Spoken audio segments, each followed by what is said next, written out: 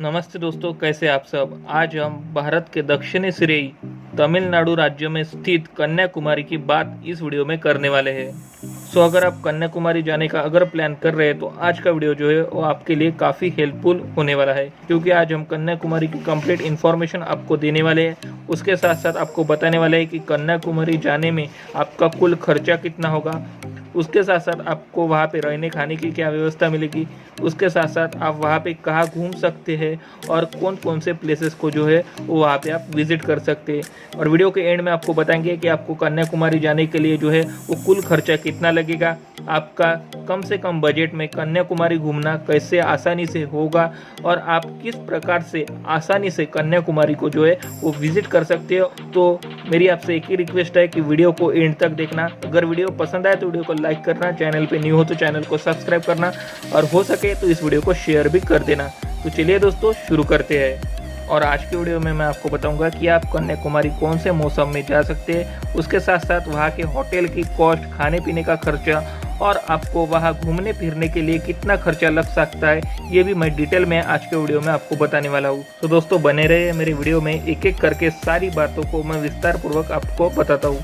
तो दोस्तों सबसे पहली बात कि आपको कन्याकुमारी कैसे पहुँचना है। तो दोस्तों कन्याकुमारी पहुँचने के लिए आपके पास 3 मेजर ऑप्शन है। पहले ऑप्शन की अगर मैं बात करूँ तो वो है आपका बाय ट्रेन।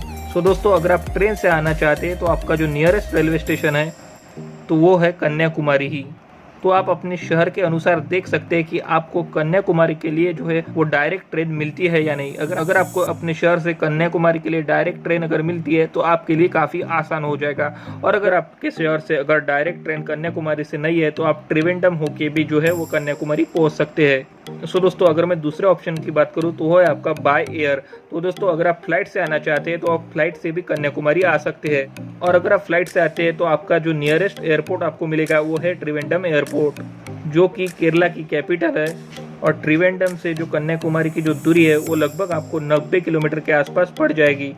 और ये 90 किलोमीटर की दूरी या तो आप तय कर सकते हैं बाय बस या फिर प्राइवेट कार से। और आपको यहाँ पहुँचने के लिए कम से कम 3 घंटे के आसपास लग सकते हैं और आप कन्याकुमारी पहुँच सकते हैं। और अगर मैं तीसरे ऑप्शन की अगर बात करूँ दोस्तों तो वो होगा आपका बाय बस का। तो दोस्तों हालांकि जो भी कुछ टूरिस्ट कन्याकुमारी घूमने जाते हैं या तो फिर त्रिवेंद्रम होते हुए या फिर केरला ट्रिप करने के बाद या फिर रामेश्वरम घूमने के बाद जो है वो टूरिस्ट कन्याकुमारी को विजिट करते हैं। दोस्तों आपको रामेश्वरम से भी, मदुराई से भी, त्रिवेंद्रम से भी जो डायरेक्ट बस है वो कन्याकुमारी के लिए मिल जाएगी। तो अगर आप चाहें तो आप बस के माध्यम से भी है वो कन्याकुमारी आ सकते हैं, या नहीं तो आप साउथ की किसी भी अगर बड़ी सिटी से आ रहे हैं तो फिर आपको डायरेक्ट कनेक्टिविटी मिल जाती है। तो चलिए दोस्तों हम कन्याकुमारी अब पहुंच चुके हैं और यहाँ पे सबसे बड़ा प्रश्न आता है कि हम कन्याकुमारी में स्टे कहाँ करें। कि जो कन्याकुमारी माता का मंदिर है, जिसको अंबन माता मंदिर के नाम से भी जाना जाता है, तो उसके आसपास यानी कि आधे किलोमीटर के दायरे में आप वहाँ होटल ले सकते हैं। कन्याकुमारी में आपको ढेर सारे गेस्ट हाउस देखने को मिलेंगे, उसके साथ साथ होटल भी देखने को मिल जाएंगे। और वो डिपेंड करता है कि आपका बजट क्या है। अगर आपका बजट अच्छा खासा है तो आप एक अच्छे रेस्टोरेंट में अपने लिए रूम बुक कर सकते हैं, और अगर आपका बजट थोड़ा कम है तो आप गेस्ट हाउस भी बुक कर सकते हैं। अगर मैं एक नॉर्मल लॉज या फिर गेस्ट हाउस की बात करूँ तो उसकी कॉस्ट आपको पर डे की 500, 600, 700 रुपये तक पड़ जाएगी। और वही अगर आप एक अच्छी होटल लेना चाहते हैं और अच्छे रूम में अगर रहना चाहते हैं तो आपको 1000 से लेके 5000 तक लग सकता है। तो डिपेंड करता है कि आप किस प्रकार के होटल में जो है वो स्टे करना चाहते हैं। तो चलिए दोस्तों इसी के साथ बात कर लेते हैं कि आपको कन्याकुमारी में खाने पीने की क्या व्यवस्था देखने को मिलेगी। दोस्तों हालांकि आपको साउथ में पता है कि आपको खाने पीने की जो है वो थोड़ी कम व्यवस्था देखने को मिलती है, क्योंकि वहाँ सबसे ज़्यादा जो है वो राइस और दाल और उसके साथ साथ साउथ इंडियन डिशेज जो है वो अपने को देखने को मिलती है। पर अगर आप रोटी वगैरह लेना चाहते हैं तो आपको रोटी वगैरह भी वहाँ पे प्रोवाइड हो जाएगी, पर आपको ज़्यादा से ज़्यादा वहाँ पे जो है वो चावल और जो है साउथ इंडियन डिशेज जो है वो देखने को मिलेगी। तो अगर आप साउथ इंडियन डिशेज खाना पसंद करते हैं तो आप वहाँ पे अच्छी खासी साउथ इंडियन डिशेज को जो है वो ट्राई कर सकते हैं। और वहाँ पे आपको इंडियन रेस्टोरेंट भी काफ़ी सारे मिल जाएंगे जो कि आपको जो है नॉर्थ इंडियन फूड जो है वो प्रोवाइड करेंगे, पर आपको वहाँ ज़्यादा मात्रा में जो है वो साउथ इंडियन फूड देखने को मिलेगा। और अगर मैं खाने पीने की अगर कॉस्ट की बात करूँ तो आपका हार्डली 100 रुपये से लेके 200 रुपये तक जो है वो खर्चा एक दिन का हो सकता है। कन्याकुमारी में आपको खाने पीने के जो है वो ऑप्शन इस प्रकार मिल जाएंगे। दोस्तों अगली बात करते हैं कि कन्याकुमारी में आपको कितने दिन का ट्रिप बनाना चाहिए। और कन्याकुमारी आपको किस मौसम में आना चाहिए। तो दोस्तों कन्याकुमारी बेसिकली 1 डे सफिशिएंट है पूरा कवर करने के लिए। आप 1 डे में पूरे कन्याकुमारी को जो है वो एक्सप्लोर कर सकते हैं, पर अगर आप चाहते हो तो आप 2 दिन भी यहाँ पे स्टे कर सकते हो। बट लेकिन आप अगर मेन प्लेसेस को अगर विजिट करना चाहते हो तो कन्याकुमारी आपका 1 दिन में भी कवर हो जाएगा, पर अगर आप बाकी से विजिट करना चाहते हो तो आपको 2 दिन लग जाएंगे। सो दोस्तों अब बात करते हैं कि कन्याकुमारी में आपको जाना किस मौसम में चाहिए। सो दोस्तों जैसे कि आपको बताया कि साउथ में गर्मी थोड़ी सी ज़्यादा पड़ती है। सो दोस्तों कन्याकुमारी विजिट करने के लिए सबसे अच्छा समय आपके लिए है वो है अक्टूबर से लेके फरवरी तक का, क्योंकि ये टाइम होता है आपका विंटर का और यहाँ पे जो है वो उस वक्त गर्मी भी थोड़ी कम होती है। और विंटर में जो है आपको कन्याकुमारी का क्लाइमेट भी अच्छा देखने को मिलेगा और उसके साथ साथ घूमने फिरने में भी काफ़ी आसानी होगी। सो दोस्तों अब बात करते हैं कि आपको कन्याकुमारी में कौन कौन से प्लेसेस को विजिट करना चाहिए और इन सारी जगहों को घूमने के लिए आपका साधन कौन सा रहेगा। सो दोस्तों सबसे पहला और सबसे मुख्य स्थान जो है वो है आपका कन्याकुमारी माता का मंदिर, जिसको अंबन माता मंदिर भी कहते हैं। सो दोस्तों कन्याकुमारी बीच जहाँ पे आपको सनसेट पॉइंट देखने को मिलेगा उसी के नज़दीक में ही है आपकी कन्याकुमारी माता का मंदिर। तो आप माता के मंदिर जाइए, मत्थे टेकिए, दीप से प्रज्वलित आपको माता जी की मूर्ति देखेगी। जय जय माता दी कहते हुए आप मंदिर से बाहर आइए और माता जी के दर्शन कीजिए। और दोस्तों ध्यान रखिए कि आपको मंदिर परिसर के अंदर जो है वो फोटोग्राफी वीडियोग्राफी बिल्कुल भी नहीं करनी है। तो आप फोटोग्राफी वीडियोग्राफी वहाँ पे बिल्कुल भी ना कीजिए, वो आपको अलाउ नहीं है। और आपका दर्शन करने के बाद आपको प्रस्थान करना है अगले स्थान की ओर, जो कि सबसे मुख्य स्थान है विवेकानंद रॉक मेमोरियल। सो दोस्तों त्रिवेणी संगम पे बना हुआ ये विवेकानंद रॉक मेमोरियल वही स्थान है जहाँ पे स्वामी विवेकानंद जी ने 1892 में 3 दिन तक जो है वो लगातार मेडिटेशन किया था। और इसी मेमोरियल के अंदर स्वामी विवेकानंद जी की एक भव्य स्मारक है। और दोस्तों यहाँ पहुँचने के लिए आपको सबसे पहले लेना पड़ेगा कन्याकुमारी बीच से फेरी। तो दोस्तों फेरी यानी कि जो शिप होती है जहाज, वो आपको मिलेगी 70 रुपये करके। आपको पर पर्सन इसका कॉस्ट जो है वो देखने को मिल जाएगा और आपको कन्याकुमारी से लेके ये आपको विवेकानंद रॉक मेमोरियल तक छोड़ देगी। तो दोस्तों यहाँ पे आपको मेडिटेशन हॉल भी मिलेगा, उसके साथ साथ स्वामी विवेकानंद जी का स्मारक भी देखने को मिलेगा और साथ ही साथ आपको यहाँ पे कन्याकुमारी माता के चरण पादुका भी मिलेंगे। तो इन 3 जगहों पर आप जरूर विजिट करें, जो कि एक ही कैंपस के अंदर है। कुछ समय यहाँ बिताइए, यहाँ से आप पूरे संगम का आनंद उठाइए, जो कि आपके हिंद महासागर, बंगाल की खाड़ी और आपका अरब सागर तीनों का यहाँ पे संगम होता है। तो यहाँ पे भी आपको काफ़ी मज़ा आएगा और काफ़ी अच्छा दृश्य देखने को मिलेगा।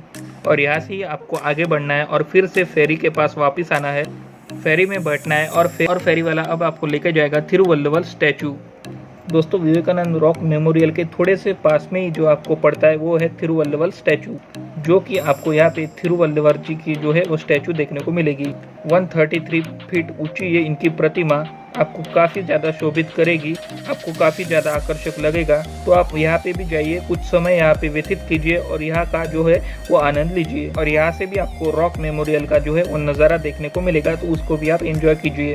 और यहाँ पे भी आपको काफ़ी अच्छे व्यू पॉइंट देखने को मिलेंगे और साथ ही साथ आप सागर का लुत्फ भी उठा सकते हैं। और आपको सागर के बीचों बीच में रहकर, समुद्र के बीचों बीच में रहकर एक अलग सा अनुभव देखने को मिल जाएगा, अनुभव लेने को मिल जाएगा। और वापस से आप फेरी के पास जाके फेरी में बैठ के आप जा सकते हैं कन्याकुमारी बीच के पास। और अब आप प्रस्थान कीजिए अगले स्थान की तरफ, जो कि अभी आपको घूमना है ऑटो से। सो दोस्तों आपको ऑटो से कौन कौन से स्थान पे घूमना है उसकी बात भी अभी मैं यहाँ पे कर लेता हूँ। सो दोस्तों सबसे पहले स्थान की बात करते हैं जो कि आपको कन्याकुमारी में विजिट करना है, वो है आपका पद्मनाभपुरम पैलेस। तो दोस्तों इस पैलेस में आप जाइए, 16वीं शताब्दी का ये पैलेस है और ये पैलेस जो है वो आपको काफ़ी खूबसूरत देखने को मिलेगा। यहाँ के आर्किटेक्चर, यहाँ की वास्तुकला, ये सब कुछ आपको काफ़ी अच्छा देखने को मिलेगा। और यहाँ पे भी आप फोटो वगैरह निकाल सकते हैं। और यहाँ पे आप कुछ समय बिता के फिर प्रस्थान कीजिए कन्याकुमारी बीच पे। तो दोस्तों कन्याकुमारी बीच पे आपको काफ़ी सुंदर दृश्य देखने को मिलेगा, उसके साथ साथ जो है वो सनसेट पॉइंट भी देखने को मिल जाएगा। अगर आप इवनिंग के टाइम पे आते हैं तो यहाँ पे एक है व्यू टावर, जो कि व्यू टावर से आपको सनसेट का नज़ारा जो है वो अद्भुत देखने को मिलेगा। सो दोस्तों आप सनसेट होने के पहले ही वहाँ पहुँच जाइए, क्योंकि यहाँ पे जो है वो काफ़ी भीड़ लगने लगती है और आपको यहाँ पे काफ़ी क्राउड देखने को मिल जाएगा। सो मैं आपको सजेस्ट करूंगा कि अगर आपको सनसेट देखना है तो आप सनसेट पॉइंट पे जो है वो थोड़ा जल्दी चले जाइए, क्योंकि अगर आपको देर हो जाती है तो आपको वहाँ पे भीड़ देखने को मिल सकती है। और आप अच्छी तरीके से जो है वो सनसेट पॉइंट को एंजॉय कीजिए और काफी अद्भुत नजारा जो है वो आपको देखने को मिल जाएगा। तो दोस्तों आप प्रस्थान कीजिए आप अगले स्थान की ओर, जो कि आपका है गांधी मंडपम।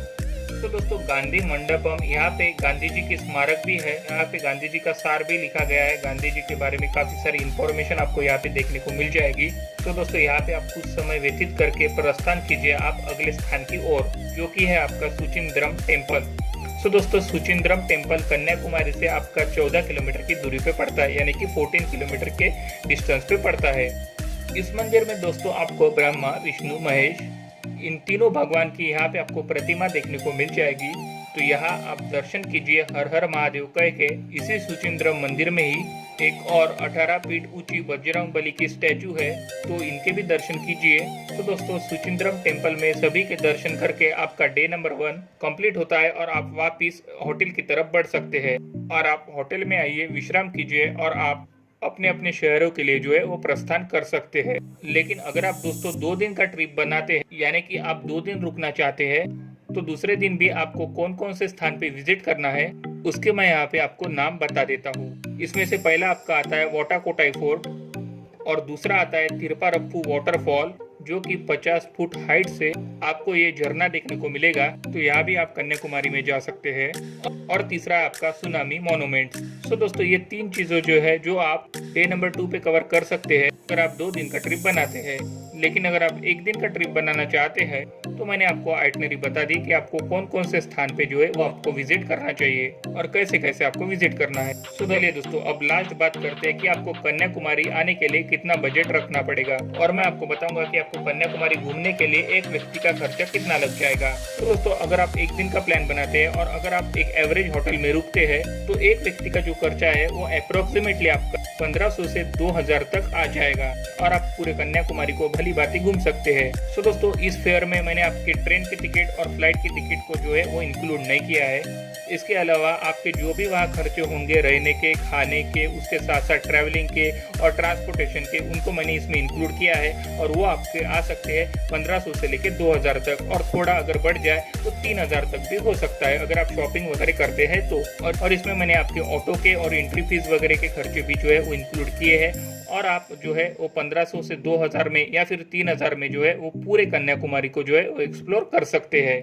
सो दोस्तों ये था हमारा पूरे कन्याकुमारी का वर्णन, और अगर आपको इसके बाद भी अगर कोई डाउट है तो आप हमें कमेंट करके पूछ सकते हैं। और उसके साथ साथ अगर आपने अभी तक हमें इंस्टाग्राम पे फॉलो नहीं किया तो आप हमें इंस्टाग्राम पे भी फॉलो कर सकते हैं। और आपको ये वीडियो अगर पसंद आया तो आप इस वीडियो को लाइक भी कर सकते हैं, और इस वीडियो को अगर आप शेयर करना चाहते हो तो शेयर भी कर सकते हो। और अगर अभी तक आपने हमारे चैनल को सब्सक्राइब नहीं किया है तो जल्दी से सब्सक्राइब कर देना, और अगर वीडियो पसंद आए तो वीडियो को लाइक भी कर देना और घंटी जैसे देखने वाले बेल आइकन को भी प्रेस कर देना, और चैनल को सब्सक्राइब और वीडियो को लाइक करना बिल्कुल भी ना भूलेगा। मिलते हैं नेक्स्ट वीडियो में, तब तक के लिए बाय।